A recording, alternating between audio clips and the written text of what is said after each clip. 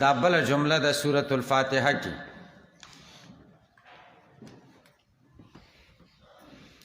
د دې جملې او د مخکې جملو په منځ کې فرق دا دی مخکې جملې خبری وي او دا جمله انشائیه ده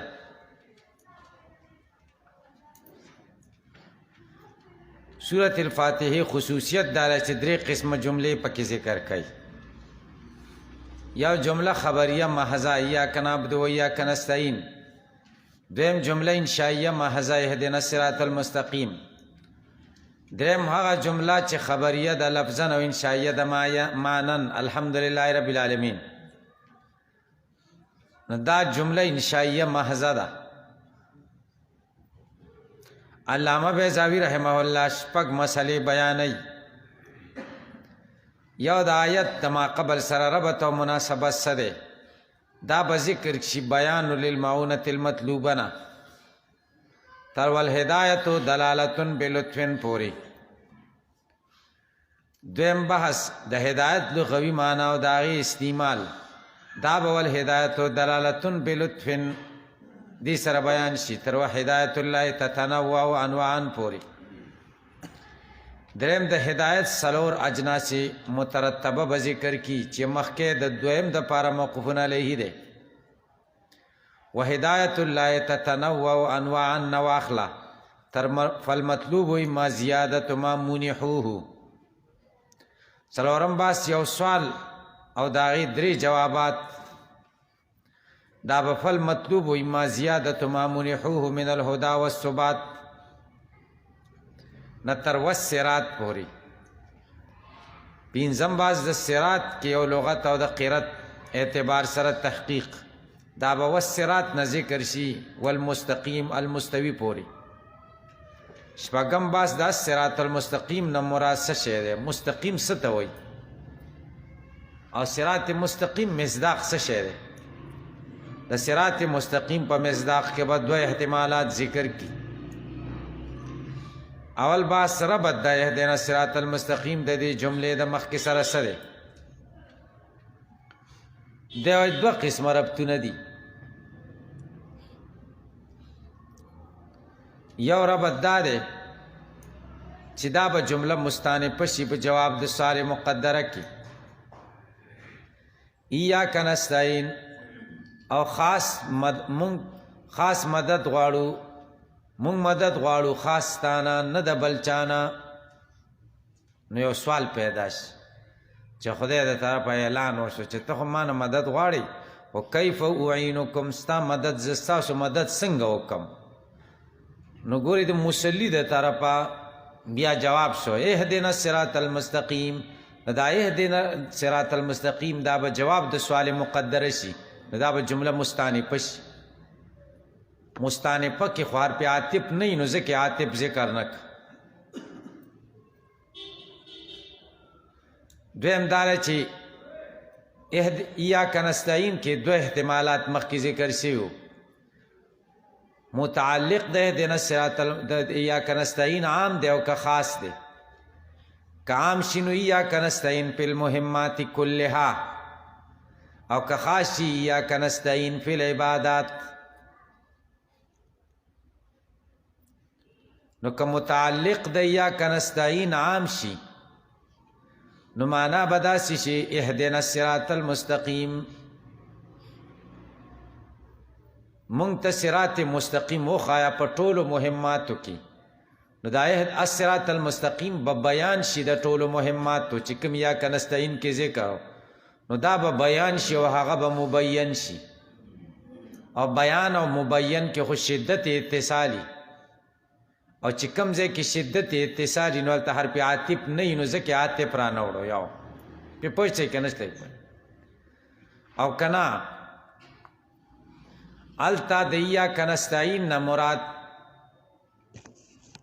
هغه شی چې متعلق عامی ایاک نستعین په المهمات كلها او د دین صراط مستقیم نه خاص عبادت مراد شي اهدنا الصراط المستقیم فی العبادات ځکه بعض تفاسیر لیکلي چې صراط مستقیم کې د ایاک نعبدو طریقې ته اشاره ده بل ځای کې قرآن سورت یاسین کې بیان کړي وان اعبدونی هذا صراط مستقیم. نو عبادت صراط مستقیم دی کنه.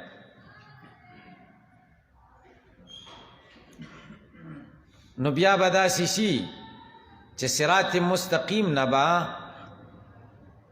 مراد جزء اهم د مهماتو شي، او جزء اهم د مهماتو هغه عبادت دی. عبادت ځکه ذکر که چې دا د اجزای مهمه ونه دی کم. دا دو احتماله. دریم احتمال دا دی چې د ایاک نستعین نه مراد هغه شي چې متعلق خاصي. ایاک نستعین فی العبادات، اهدنا الصراط المستقیم بیا فی المهمات کلها. بیا و دوړ په منځ کې تضاد شي. صراط مستقیم دوړ دا به عام شي او هغه به خاص.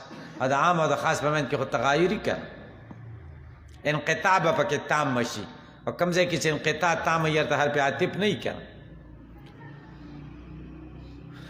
څلورم احتمال دا دی چې هلته ایاک نستعین نه هغه شي چې متعلق خاص دی چې عبادات، او دلته م عبادات شي.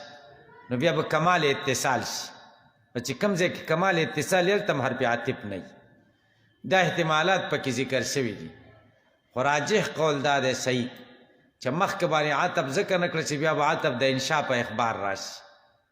او د اکثره نحاتو په نیز باندې عطف د انشاء په اخبار باندې صحیح نه دی، اگر چې بعض نحات محققین د دې قائل دي، ځکه قرآن کریم کې ډېر واقع شوی عطف د انشاء په اخبار باندې.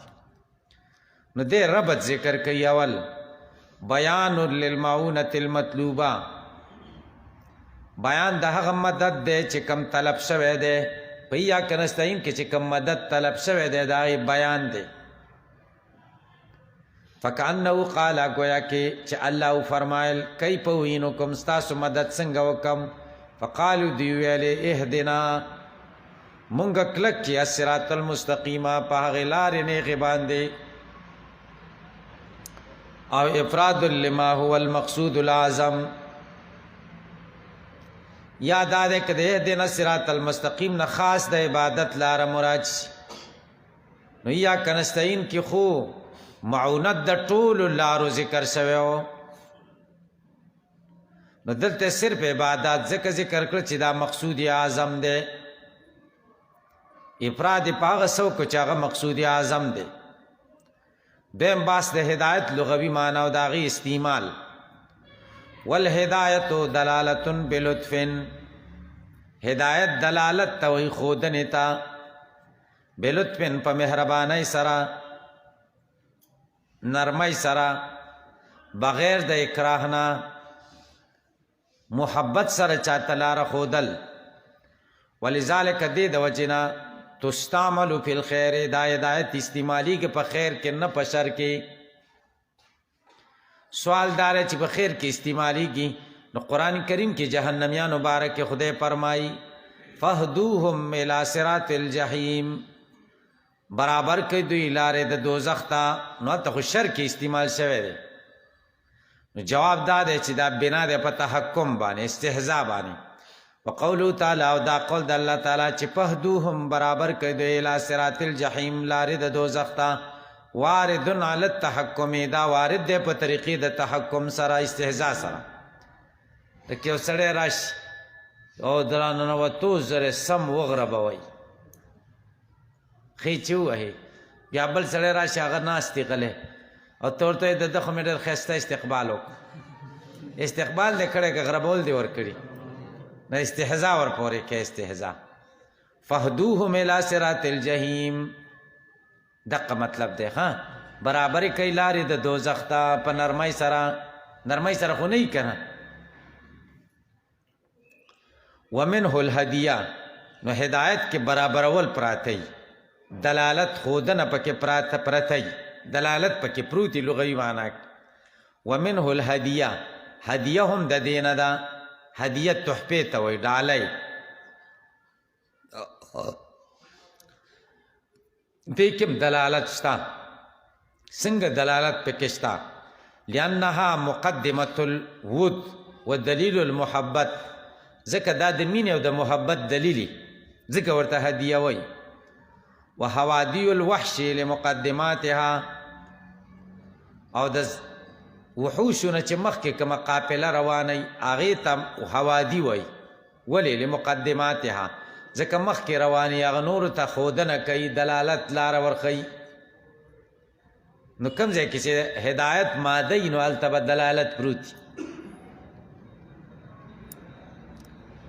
والفعل منه هدا، او فعل د دې هدا دی، ضربنه هدا یهدي هدایتن. واصلو، اصل د هدایت دا دی ان یعدا باللام، چې دا متعدی کیږي په لام سره او الی سره، صله کې لام او الی راځي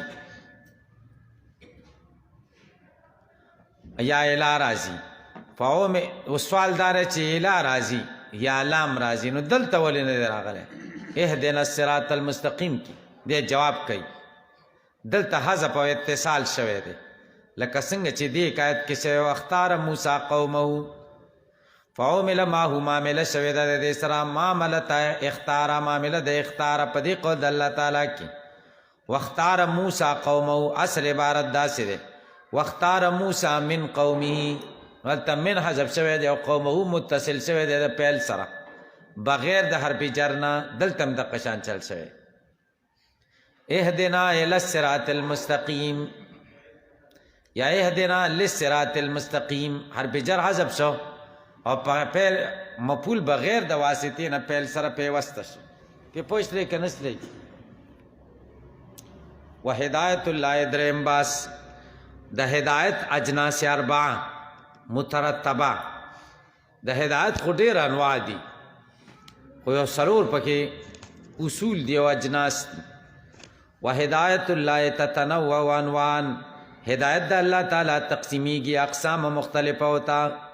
لا یحصیها، چې د هغې شمیر نشي کولی عد شمیرل. ولکنها تنحصر فی اجناس مترتبه، لیکن هغه منحصر دي په اجناس مترتبو کې چې څلور دي. الاول، اول جنس د هدایت دا دی چې خدای تا ته قوت درکي، لکه قوت عقلیه درکي، حواس ظاهري او باطنی درکي چې پای ته لاره بیا موتیش. اول ضروري خدا دا کنه چې دا قوت عقلیه دی نه، حواس ظاهري او باطنی دی نه، نو ته به د دین په خبره باندې څه پوه شي. اول شی ضروري دغه دی. الاول افادة القوة التي، ورکول د هغې قوي دي بها چې پای سره یتمکن المرء، طاقت لري بنده من الاهتداء، د لارې د موندلو الی مصالح خپلو فایدو ته. هغه شی دی قوت، کل قوت العقلیه، لکه عقلي طاقت تا ته خدای درکړی دی عقل. والحواس الباطنه، او باطنی حواس پنځه خدای درکړي دي. والمشاعر الظاهره، او ظاهري مشاعر خدای درکړي دي چې پای باندې ته ادراک کې. دا ډېر ضروري څیزونه دي. اول د هدایت دپاره دا ضروري چې دا نه وي نو څاروي کې دا نشته. دویم والثاني نسب الدلائل الفارقه، ودرول د هغې دلایلو چې فرق راولي په مابین، جدایي راولي د حق او د باطل په منځ کې. والصلاح والفساد، د صلاح او د فساد په منځ کې. ویلی اشاره، دې ته اشاره کړې ده الله تعالی سو قال وهدیناه النجدین، مونږ ښودلي دوی ته دوه لارې، یوه لاره د خیر او یوه لاره د شر. یا دا و په هدیناهم فاستحبوا الاعمال الهدی، مونږ برابر کړو دوی سمې لارې لا، دوی خوښ خوښه کړه. چې خوښ کړه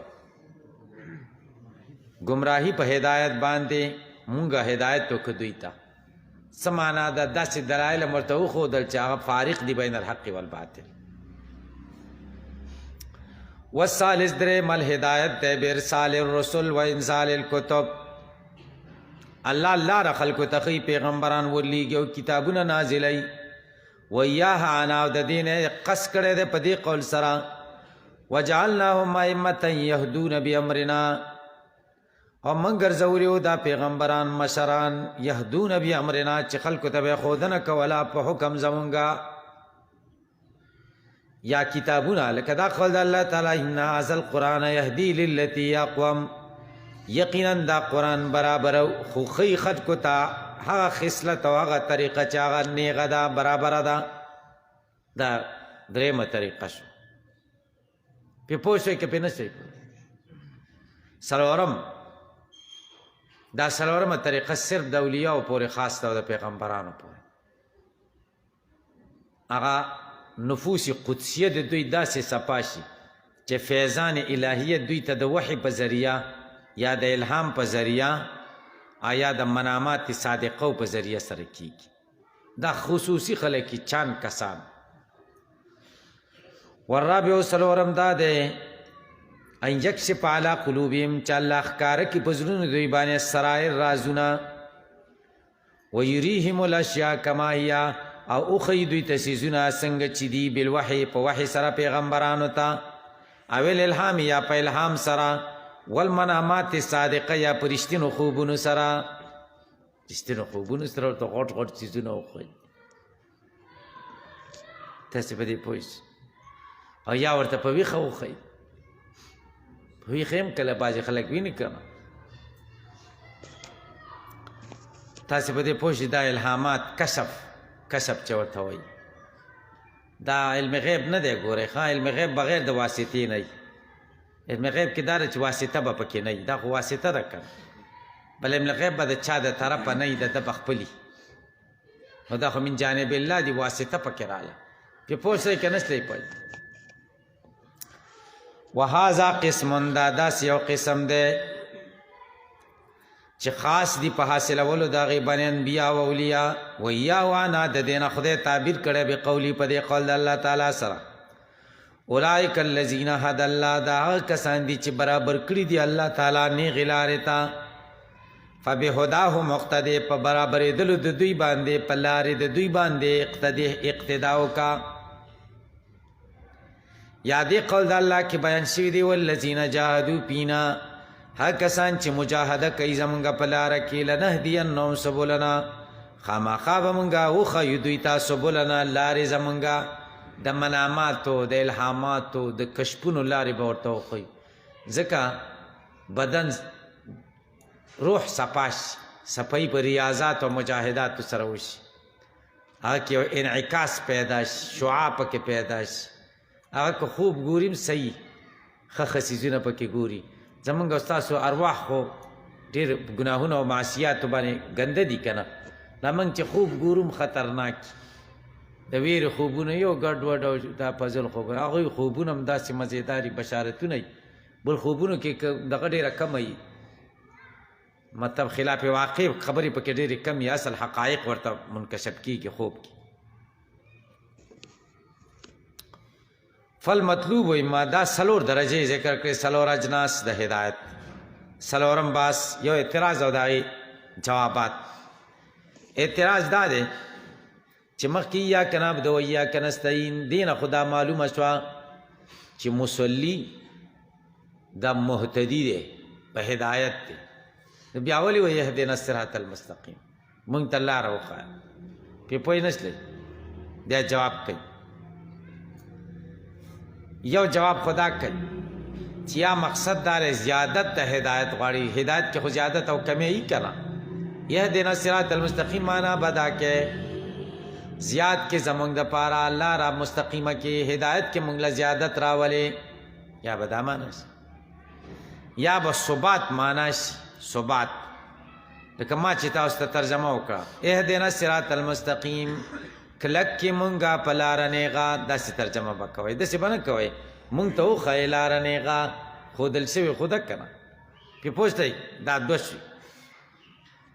دریم یا حصول د مراتب عالیو کوي. اوس یوه مرتبه تا ته ده اهدنا الصراط المستقیم خدای دې نه بره مرتبه راته راکړې د هدایت بره مرتبه راته راکړې. کله ذکر د پیلي ذکر د پیل وشي مراد نه ثبات علی الفعل. لکه یو سړی ولاړ دی ته ورته وایي ته دلته ودرېږه زه کور له ځمه بېرته راوځم. ودرېږه خو دا معنا نه ده چې ودرېدل ځان کې پیدا کړه. معنا دا ده ودرېدلی اوسه. دلته هم دغه ذکر د پیل دی اهدنا خو مراد نه دوام علی الفعل دی. وګوره فالمطلوب مطلوب د دې نه چې اهدنا اما زیادت ما یا زیاتوالی د هغه څه شی دی منحوه چې درته ورکړل شوی دی من الهدى د هدایت نه والثبات علیه او ثابت قدمی په هغې باندې. دریم او حصول المراتب المرتبة علیه یا غواړي حصول د هغې مراتبو چې مرتبې دي په دغه مرتبه باندې چې کومه کې تیي فاذا قاله العارف بالله الواصل چې کله عارف بالله چې خدای ته رسېدلی وصول الله نصیب شوی هغه اهدنا وایي د هغه مطلب بسی انا به هغه قص کړی په دې سره ارشدنا طریق السیر فیک مونږ برابر کې لارې د سیر تفیکا سیر په دوه قسمه دی صوفیانو یو سیر الله او یو سیر فی الله د سیر فی الله مراتب مونږ ته را نصیب کی دا غټې مرتبې دي دا مونږ له را نصیب کی ولی لتمحو عنا ظلمات احوالنا چې مونږ نه لرې کې لرې شي هغه تیارې د حالاتو زمونږه وتمیت غواشي ابداننا او زایل شي پردې د بدنونو زمونږه زمونږ د جسد ابدانو چې کومې پردې دي دا لرې شي لنستزیه بنور قدسک چې مونږ رڼا حاصله کو په رڼاګانو د ذات مقدسه دستا پنراک بنورک مونږ وګورو تا په رڼا ستا تا په داسې رڼا باندې وګورو چې ستا کومه رڼا ده د ذات رڼا دا ډېرې غټې مرتبې دي دغه مونږ ته راکړي بنده دا غواړي عارف چې کله اهدنا ووایي او مونږ چې وایو مونږ وایو اهدنا صراط المستقیم د قرآن و سنت لار راته وښایي او د دین پې پوه شئ نور خو دې نه یو خبر که نه تاسو پې پوهېږئ په دې خبرو شکر دی بیا خو رسېدلي یئ که نه چې دې مراتبو باندې تاسو به رسېږئ که نه دې مراتبو باندې زه خو پې نه پوهېږم تاسو په دې پوه شئ والامر والدعا يتشاركان لفظا ومعنا د دعا اهدنا خو بظاهر امر دی اهدنا مونږ کلک خدا وی دعا د دعا او امر کې څه فرق شته که نه ويتشاركان لفظا ومعنا په لفظ او معنا کې دواړه یو شان دي لفظ هم یو شان دی معنا هم یو شان دی ځکه طلب په دواړو کې دی خو فرق یې پسې کې دی ويتفاوتان بالاستیلاء والتسپل فرق پکې په استیلاء او تسپل کې دی پوه شئ پې عامر په مامور باندې اوچتي او داعی په مدعو باندې چې چا نه دعا غواړي د هغې نه ټیټي فرق په استیلا سره دی چې عامر اوچت دی او په تسفل سره چې داعی ټیټ دی دا یو شو که در حقیقت عامر اوچت وي او که نه خو ځان اوچت وګڼي دې ته امر وایي که ځان ټیټ وګڼي دې ته دعا وایي که ځان برابر وګڼي دې ته التماس وایي پې پوه شئ که حقیقت کی که نه دا زمونږ مسلک دی معتزله وایي نه دعا دې ته وایي چې په حقیقت کې ته ښکته او امر دې ته وایي چې حقیقت کې ته اوچت مرتبه دې اوچت ګوره والرتبه وقیله چا ویلي دی بالرتبه په حقیقت کې په واقع کې په رتبه کې مقدمي پوه شوئ امر به په رتبه کې اوچتي او داعی به په رتبه کې ټیټي پنځم باس صراط لغت او د قرت اعتبار سره تحقیق صراط په سین سره من سرطت طعامو تیر کړه خوراک اذا ابتلعه چې کله تیر کې نوړی تیر کې خلک وایي سرطت طعام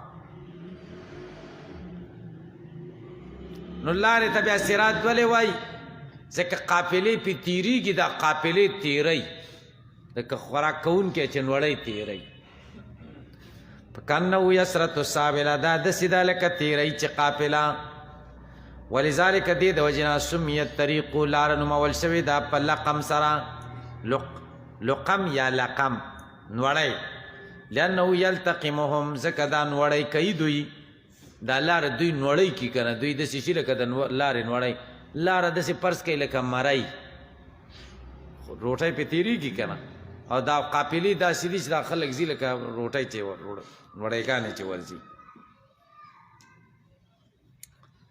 والصراط په سین سره من قلب سین سادن چې سین په سواد بدل کې صراط لیطابق الطاء فی الاطباق د دې د وجې نه چې دا سین مطابق دی د طا سره په څه کې په اطباق سین هم د سواد هم د حروف مطبقهونه دی او طا هم د حروف مطبقهونه ده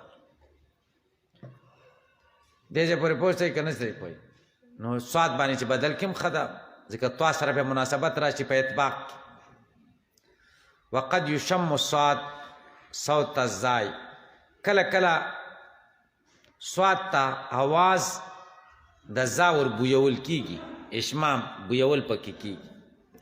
ولې لیکون اقرب الى المبدل عنه، چې مبدل عنه ته نږدې شي. مبدل عنه سین دی کنه، سین او زا چې کومه د دواړه یو دی کنه، دې ځای پورې پوه نشئ تاسو، ځکه دواړه د حروف منخفضونه دي او د حروف منفتحونه دي. پې پوه شوئ؟ وقرأ ابن کثیر په روایت د قنبل او رویس عن یعقوب بالاصل په سین سره، و حمزه په اشمام سره زا، والباقون و نورو قاریانو په سواد سره لستی. وهو دا د سواد قرت لغت قریشین دی او ثابت په امام یعنی د عثمان رضی الله عنه په مذهب کې ممداسې دی. و جمعه سرود راځي که کتب، لکه کتاب جمع چې کتب راځي. وهو کالطریق، او دا صراط د طریق په شان دی په تذکیر و تانیث، په تذکیر او تانیث کې طریق مذکر هم راځي او مؤنث هم راځي، جایز التذکیر و التانیث. د صراط هم دقه شان دی، ها ضمیر د مؤنث هم ورته راځي کیږي او د مذکر هم ورته راځي کیږي.